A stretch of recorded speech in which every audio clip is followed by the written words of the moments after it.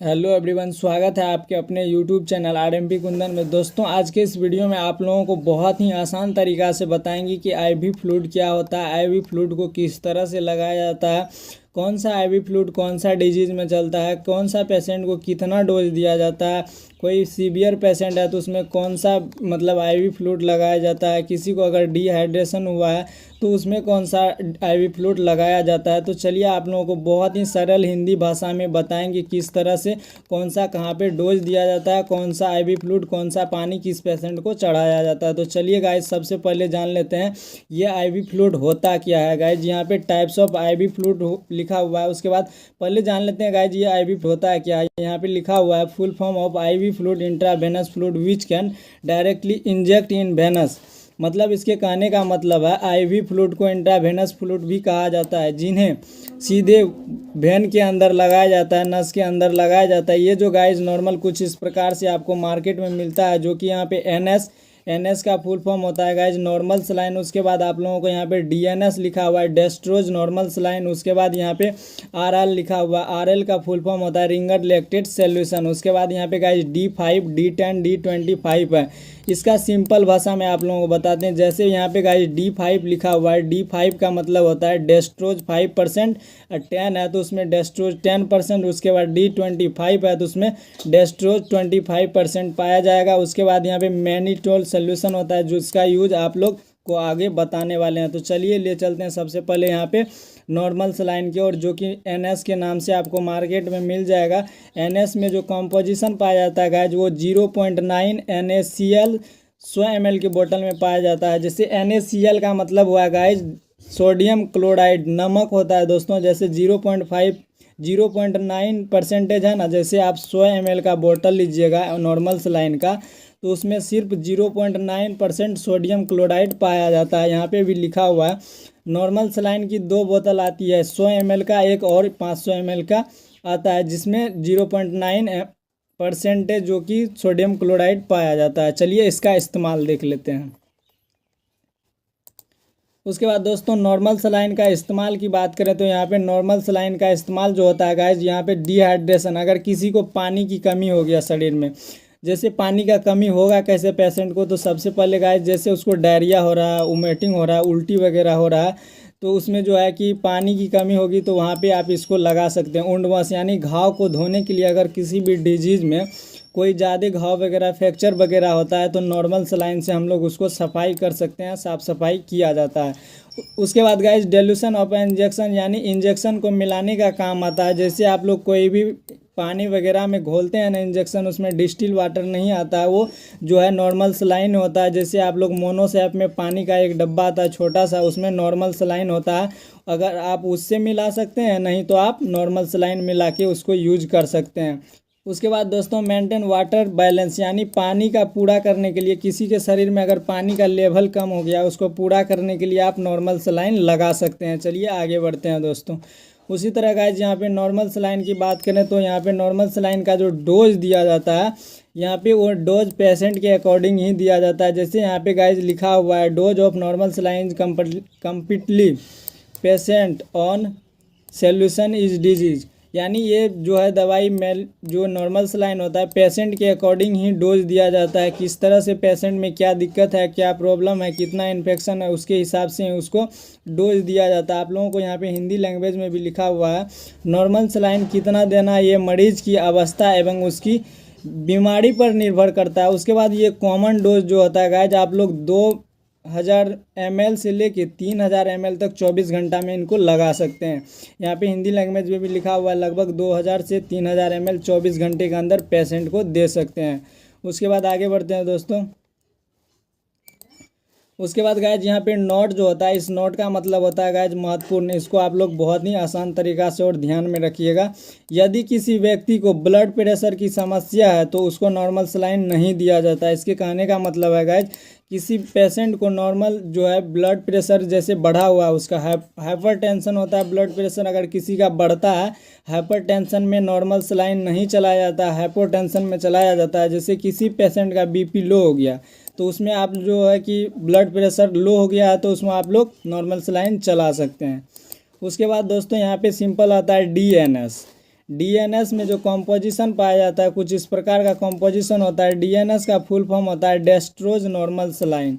उसके बाद इसमें कॉम्पोजिशन जो होता है गाइज यहाँ पे सिंपली NaCl 0.9% तो होगा ही। उसके बाद इसमें 0 प्लस करके 5 ग्राम जो है इसमें डेस्ट्रोज ऐड कर दिया गया है, जो कि 100 ml के बोतल में पाया जाएगा। डेस्ट्रोज जो होता है गाइज वो चीनी होता है, ग्लूकोज होता है। इस तरह का आप लोगों को बोतल मार्केट में अवेलेबल है, जो कि इस तरह का डीएनएस का बोतल दिखता है। आप लोग 500 ml में अवेलेबल होता है, 100 ml में अवेलेबल होता है, आप जो कि यहाँ से मार्केट में परचेज कर सकते हैं, खरीद सकते हैं। चलिए इसका यूज देख लेते हैं, किस पेशेंट को जो है डीएनएस यानी डेस्ट्रोज नॉर्मल सलाइन दिया जाता है। इसका यूज की बात करें तो यहाँ पे भी गाइस अगर पानी की कमी होता है किसी को तो यहाँ पे किसी भी पेशेंट में पानी का कमी है तो डिहाइड्रेशन में इसको चला सकते हैं। उसके बाद यहाँ पे हाइपोटेंशन यानी किसी पेशेंट का ब्लड प्रेशर कम हो गया है, किसी पेशेंट का अगर ब्लड प्रेशर कम हो गया है तो उसमें आप इसको चला सकते हैं। उसके बाद टू ट्रीट इंसुलिन शॉर्ट यानी टू ट्रीट इंसुलिन का अगर मात्रा घटता है उसमें भी आप डीएनएस डेस्ट्रोज नॉर्मल सलाइन चढ़ाया जाता है। उसके बाद इन एक्सीडेंटल कंडीशन यानी कोई एक्सीडेंट होता है तो उसमें गाइस ब्लड का स्राव होता है, बहुत ही ज़्यादा ब्लड लॉस होता है, तो उसमें आपको जो है ये डीएनएस डेस्ट्रोज नॉर्मल सलाइन चला सकते हैं, उसमें चलता भी है गाइस। इसका जो है डोज देख लेते हैं गाइस, इसका डोज किस तरह से पेशेंट में दिया जाता है। Quantity of dextrose normal saline is dependent patient condition and disease. ये भी गाइज पेशेंट के अकॉर्डिंग ही जो है पेशेंट को डोज दिया जाता है। जैसे यहाँ पे लिखा है हिंदी लैंग्वेज में, डेस्ट्रोज नॉर्मल सलाइन की मात्रा मरीज की अवस्था एवं उसकी बीमारी पर निर्भर करता है। जो आप कॉमन डोज दे सकते हैं पेशेंट को 24 घंटे के अंदर 2500 से लेके 3000 ml तक डेस्ट्रोज नॉर्मल सलाइन दिया जाता है। उसके बाद गाइज इसका भी इम्पोर्टेंट महत्वपूर्ण जो चीज़ होता है उसको आप लोग ध्यान रखेंगे, जो कि यहाँ पे लिखा हुआ है शुगर के मरीज को ये डेस्ट्रोज नॉर्मल सलाइन नहीं दिया जाता। अब क्यों नहीं दिया जाता आप लोगों को इनको समझाते हैं बहुत ही आसान तरीक़ा से। इसमें गाइज यहाँ पे डेस्ट्रोज जो है 5% ऐड हो गया है, 5 ग्राम। जैसे कि 100 ml का बोतल है तो उसमें जो है डेस्ट्रोज 5 ग्राम इसमें ऐड हो गया है, जो कि चीनी होता है, आप लोगों को पता है। डेस्ट्रोज जो है ग्लूकोज होता है। तो यहाँ पे शुगर जो है, शुगर का जो मरीज है उसको पहले से शुगर बढ़ा हुआ है, अगर आप उनको शुगर और चढ़ा देते हैं तो वो जो है कि उसको और गंभीर शुगर से वो पीड़ित हो जाएगा। देखते हैं RL रिंगर लैक्टेट, इसका फुल फॉर्म होता है। इसमें कॉम्पोजिशन जो पाया जाता है, it is mix of electrolyte in which patient sodium chloride, potassium chloride, sodium lactate. ये जो होता है गाइज लैक्टेट का मिक्सचर होता है, इसमें sodium chloride, potassium chloride, sodium lactate पाया जाता है। उसके बाद गाइज इसका यूज देख लेते हैं कहाँ पे इसको यूज कर सकते हैं। उसके बाद दोस्तों इसका यूज़ की बात करें तो RL का जो यूज होता है डिहाइड्रेशन, अगर किसी को पानी की कमी हो गया तो उसमें आप चला सकते हैं। इलेक्ट्रोलाइट इनबैलेंस हुआ यानी इलेक्ट्रोलाइट का कम हो जाना, जैसे कि किसी पेशेंट को डायरिया हो रहा है, बहुत ही ज़्यादा डिहाइड्रेट हो रहा है पानी का, तो उसको ऑटोमेटिक वहाँ पे जो है कि गाइज उसको जो है इलेक्ट्रोलाइट की कमी होगी तो उसको आप यहाँ से चला सकते हैं। उसके बाद ड्यूरिंग द सर्जरी, अगर किसी का सर्जरी होता है तो वहाँ पे भी जो है इलेक्ट्रोलाइट का कमी होता है, उसमें भी ये चलाया जाता है।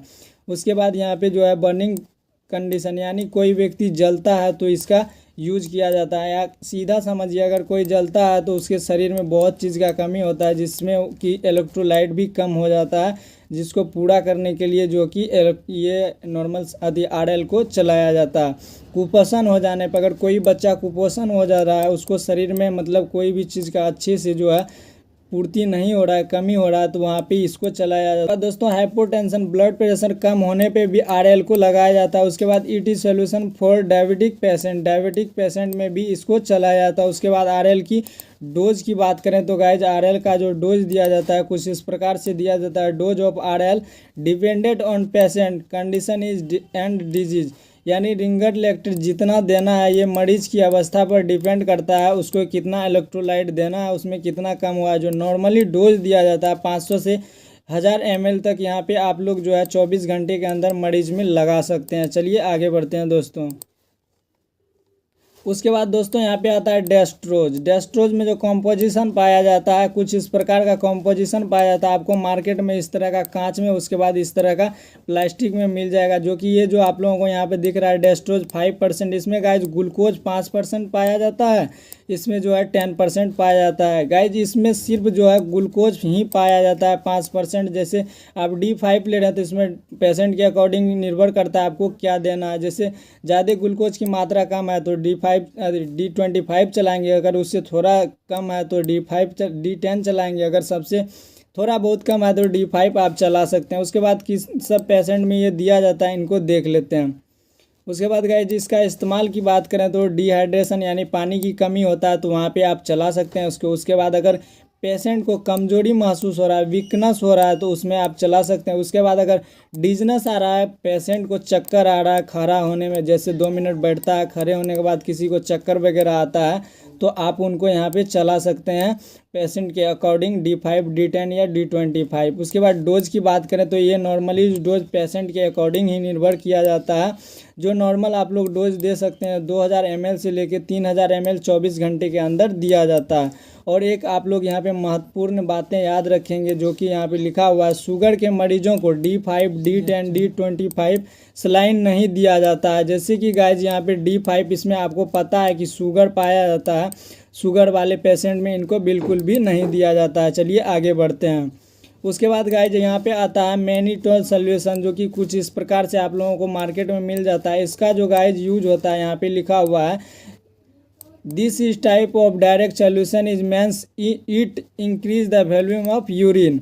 यानी किसी पेशेंट को शरीर में पानी की मात्रा बढ़ गया, शरीर फूल गया, पानी भर गया शरीर में, तो उसमें ये यूज किया जाता है। यहाँ पे लिखा हुआ है गाइज ये डेरूटिक सॉल्यूशन होता है, अर्थात ये यूरिन की मात्रा को बढ़ा देता है। इसमें जो कॉम्पोजिशन पाया जाता है 20 ग्राम मैनिटोल 100 ml के अंदर पाया जाता है।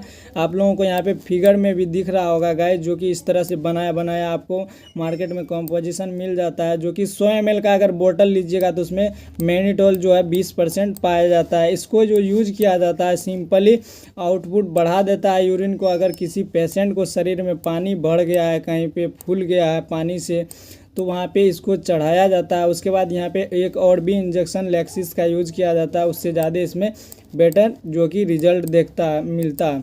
आई होप कि आप लोगों को ये वीडियो बहुत ही आसान तरीक़ा से समझ में आया होगा। गाइज अगर आपका कोई भी क्वेश्चन है तो आप लोग ज़रूर कमेंट बॉक्स में करें। उसके बाद दोस्तों आप जहाँ से भी वीडियोज़ देख रहे हैं आप अपना जगह का नाम कमेंट बॉक्स में लिखें। अगर ये वीडियो आपको थोड़ा सा भी नॉलेजेबल लगा तो आप अपने दोस्त वगैरह में शेयर वगैरह कर सकते हैं, और एक प्यारा सा लाइक ज़रूर करिएगा। थैंक्स फॉर वॉचिंग, धन्यवाद।